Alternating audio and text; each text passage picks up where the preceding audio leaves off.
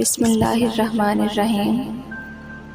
محترم ناظرین اکرام، السلام علیکم۔ آج کی اس ویڈیو میں ہم بہتان لگانے اور الزام تراشی کرنے کے بارے میں بات کریں گے۔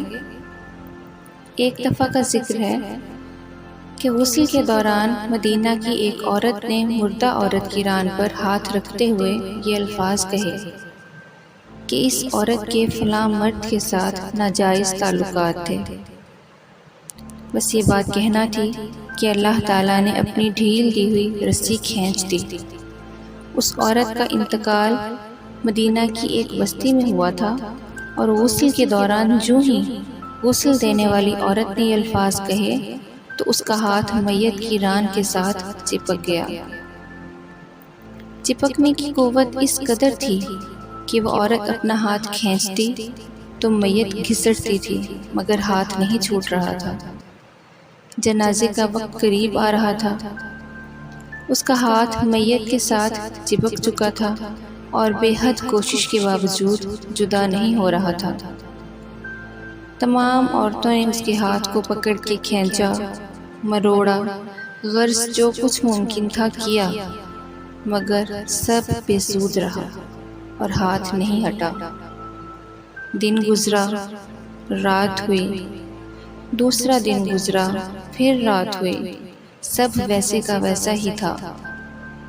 میت سے بدبو آنے لگی اور اس کے پاس ٹھہرنا بیٹھنا مشکل ہو گیا۔ مولوی صاحبان، قاری صاحبان اور تمام اسلامی طبقے سے مشاورت کے بعد یہ طے ہوا کہ وصال عورت کا ہاتھ کاٹ کر جدا کیا جائے اور میت کو اس کے ہاتھ سمیت دفنا دیا جائے، مگر اس فیصلے کو وصال عورت اور اس کے خاندان نے یہ کہہ کر رد کر دیا کہ وہ اپنے خاندان کی عورت کو معذور نہیں کر سکتے، لہٰذا ہمیں یہ فیصلہ قبول نہیں۔ دوسری صورت یہ بتائی گئی کہ میت کے جسم کا وہ حصہ کاٹ دیا جائے اور ہاتھ کو آزاد کر کے میت دفنا دی جائے، مگر بے سود۔ اس بار میت کے خاندان نے اعتراض اٹھایا کہ ہم اپنی میت کی توہین کرنے سے بہرحال قاصر ہیں۔ اس دور میں امام مالک قاضی تھے۔ بات امام مالک تک پہنچائی گئی کہ اس بات کا فیصلہ کیا جائے۔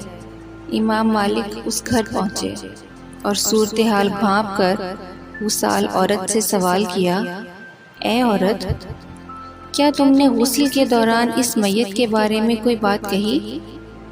وصال عورت نے سارا قصہ امام مالک تک پہنچا دیا اور بتایا کہ اس نے غسل کے دوران باقی عورتوں کو کہا کہ اس عورت کے فلاں مرد کے ساتھ ناجائز تعلقات تھے۔ امام مالک نے سوال کیا، کیا تمہارے پاس اس الزام کو ثابت کرنے کے لیے گواہ موجود ہیں؟ عورت نے جواب دیا کہ اس کے پاس کوئی گواہ موجود نہیں۔